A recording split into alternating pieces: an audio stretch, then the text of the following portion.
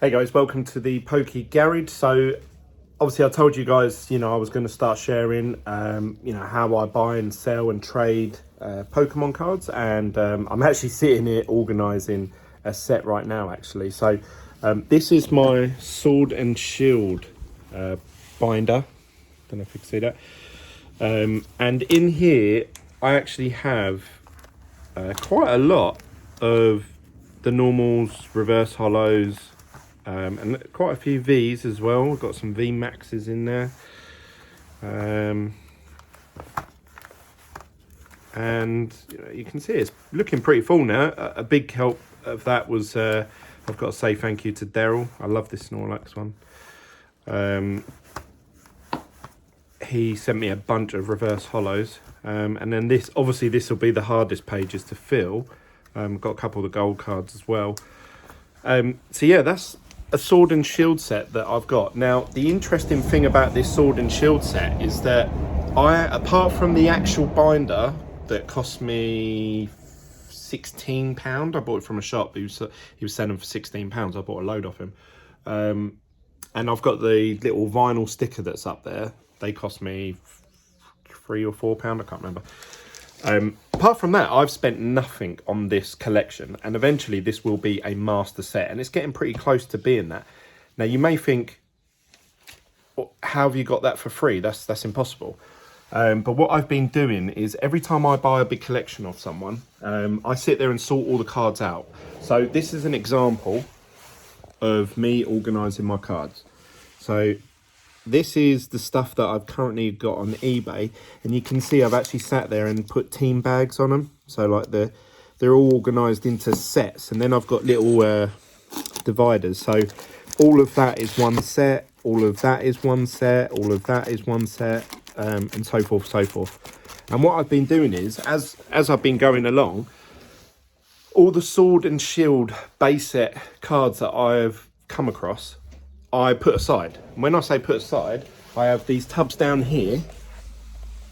It's a bit dark, I don't know if you can see it, but so this is my, you can see there, sorry, the camera works a bit shoddy, but Sword and Shield box, and yeah, in there contains all the Sword and Shield cards that I've just been putting aside. So every time I've bought someone's collection, I've just been putting Sword and Shield cards aside, and then I thought one day I'll sit there and sort them all out. Anyway, that whole tub got filled, and then I filled up another tub. So I had 2 ETB tubs full. You can fit about 550 cards in there. It's sad that I know that. So I had like 1,000 cards. I've still got probably 400 left. So 600 of them I've obviously shifted through, sorted out, put them into the binder in the exact order they should be, kept all the most mint condition ones that I have. Then I have a pile of duplicates. So like these are all reverse hollow duplicates. Got quite a few there. I will now put them on eBay. So I'm trying to do it a way where, like I said to you, obviously I want to buy a collection off someone, either make profit or break even, and take the cards out that I want out of it. And that apparently is the most popular way collectors collect stuff. I'm also doing the same, but I haven't sat there and organised it yet. I'm doing the same. This is all Sun and Moon. So this is going to be my Sun and Moon master set. And again, I've got there's about 550, 600 in there. And then, see, I've started putting some on top. So they've got to go in there as well. So I just keep putting aside hollows, reverse hollows, these V Maxes that are Sun and Moon. I've put them here. One day I'll sit there and I'll organise them into a binder, and then I will gain a master set pretty quick, and essentially for nothing. So like I said, apart from the binder and the little vinyl sticker on the front, I have spent nothing.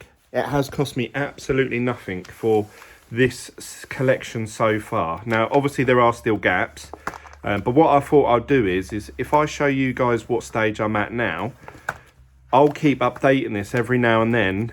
Once I add to my Sword and Shield collection, obviously the hardest ones are going to be these ones, the full arts, and obviously the rainbow rares. I've got a couple of the golds already, but there isn't that many. I only need what's that? That's 12 10 there, so what's that? No, 9, 21. Probably about 26 cards I need at the back. I ain't worried about these ones because I'll pick them up, I know, along the way anyway.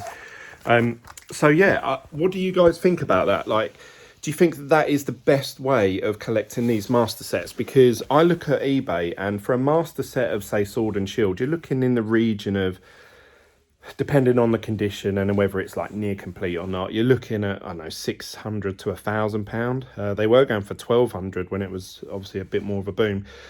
So I think to myself, like, okay, let's just say that it's worth 800 quid. I'm essentially gaining something that's worth £800 for absolutely nothing. But obviously it's a lot of work. It's a lot of work. Sitting there organising, 8,000 cards, and I've got another box here. Sitting there sorting through them all and putting them into little sets and everything like that, it takes hours and hours. So yeah, it is a lot of work, but it's free. So you could say time is money, but that's tit for tat. I'm just trying to show you that it is possible to buy sets off people, even if you're not doing it to make profit.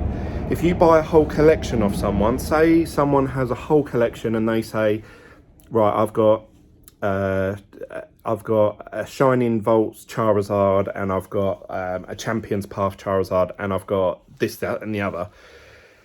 You could look at what those Charizards are worth, so you can already say, right, his collection's worth minimum 400, because he's, if each card's worth 200. And then obviously it's how much you'd pay for the rest. So if you said to him, look, I'll give you 500 quid for the rest, you could sit there, take all the cards out that you need or would want from that set, and then sell the main one. So sell the 2 Charizards straight away, so you get your £400 back. So now you're only 100 quid into it, and then you just make £100 out of some of the other cards. Now, if you sit there and list them correctly, which I'll do a video about that another day, if you sit there and list them correctly, there are cards that go for £10, £7, £8 all the time. There's cards, full arts and stuff that go for like 20, 30 quid. Full art trainers go for £40, some of them.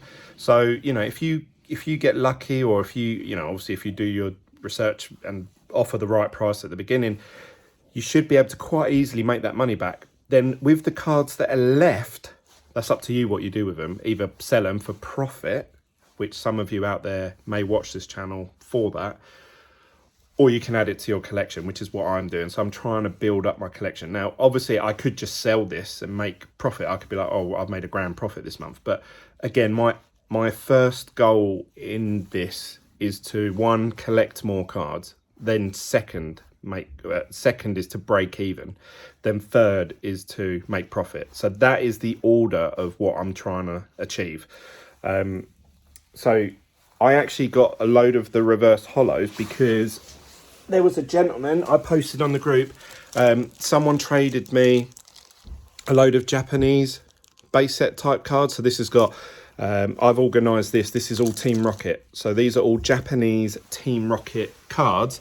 And the guy said, look, I'm a collector of Team Rocket stuff. Can I have the Japanese set? And I said, yeah, right. And I said, do you want to trade it for something? And he said, well, do you want to trade it for a load of Sword and Shield stuff? So I was like, yeah, okay. I mean, this collection here, I actually bought a load of Japanese cards off someone for £400, and I sold, he had one box that was like like this type of thing.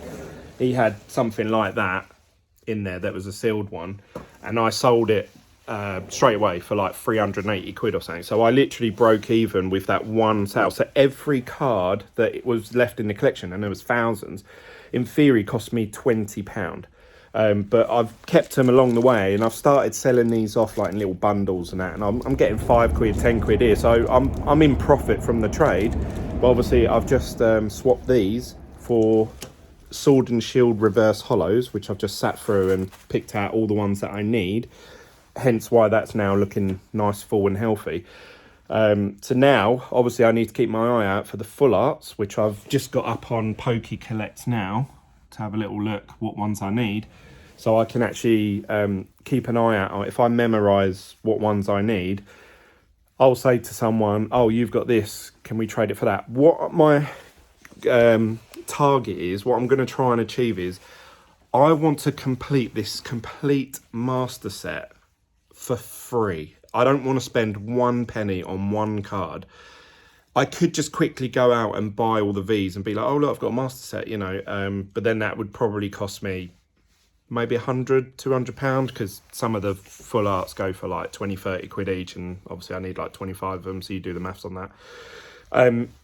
So I don't want to do that. So I'm going to try and pick them up as I go along, either through trades or through shifting through collections for people. And then I'm going to keep updating it. What I'll do is I'll do another video in a week or two's time, because I'm buying a couple collections off people this week actually. And if I pick up any sword shield, I'll update you with like, oh, this is how my sword and shield. And eventually you should see a video from me with some sort of thumbnail like this going, and it will say how I collected a sword and shield set completely free. But obviously you guys have had a heads up on that, so you already know that, but some people will only see that video or thumbnail and they'll click on that, and I'll explain how I've done it then as well. But yeah, what do you guys think? Do you think that's a really good strategy for collecting Pokemon cards in general, like any set that you're trying to get? Or do you feel like I'm taking advantage of anyone? You know, people don't know that I need sword and shield. It's just, you know, we agree a price. I say to them, your collection is worth £1,400. You know, that's what it would be if you sat there and sold it individually, all the cards on eBay. But you know, I'd have to do that. So you know, I'd be looking at buying it off you for £800-900. If they're happy with that and they're like, yeah, okay, I take it away, give them the cash, and then I sit there and like a little magpie, I sit there and oh, shiny, I pick out all the ones I want, put them in the collection that I'm collecting, and then I look at the rest and think, right, okay, now I need to make £800-900 out of this to break even. That's my next. So I've already done my collection. Then I think about breaking even, and then depending on the cards, often, especially obviously the last 8 months or so, because price of Pokemon cards have been going crazy, I've been in profit. So I've made money as well as adding to my collection. So that's like, I mean, that's the dream, because you're ticking off 2 boxes in one, or all 3 of them actually. So yeah, that's my strategy. Let me know what you think. Comment down below. I'll set up a Discord group soon so that we can all set up and talk about, you know, trades and what's the best way of doing things and stuff like that. So again, I don't want to rip anyone off. I don't want anyone chasing me saying, oh look, you've made money out of. I'm really honest. I say to people, I'm going to buy your set and I'm going to hope to make a couple of £100 profit off it. And people are like, yeah, okay, I understand, I get it, I get what you're trying to do. I don't lie to anyone, I don't trick anyone, manipulate anyone. I say it from the beginning. And then they're like, oh, okay. And I say to them, if you do it yourself, you could make all that money. And they're like, yeah, but I can't be bothered. So they have that choice. I'm not putting anyone in under pressure. I'm not trying to get anyone in a corner. I'm not trying to, you know, just lowball people and manipulate them in any way. So I give them that option. I say, look, this is what your set's worth, and this is what I think it will go for. I had a conversation with someone the other day, and he proved me wrong. I said, I think your collection's only worth this. And he said, no, this set is, you know, he had about 4 different complete sets. And he said, well, this set sells for 800. And I said, no way. It was Gym Challenges. I said, no way it sells for that. I said, all the other sets sell for like 300-400. You look at Team Rocket, Fossil, Jungle, they all sell for around 300-400 in the UK. But he was like, no, Gym Challenge sells for 800. I looked and he was right. So that's something I learned. I thought, okay, Gym Challenges seems to sell for more than all the others for some reason. Plus, then he told me that he had a first edition Blaine's Charizard. And I said, oh, okay, well, you know, you'd better off selling that on its own. But so, you know, I'm not always 100% right. And I'm willing to listen to that. And I learned from that. And we had a really good conversation. And I said to him, if you sell it on eBay and you achieve that, can you tag me in it so I can watch it and follow it? Just because obviously I want to learn and observe what's going on in the marketplace. So that's really it from me. Let me know what you think of that strategy, and I'll see you on the next video. Bye guys.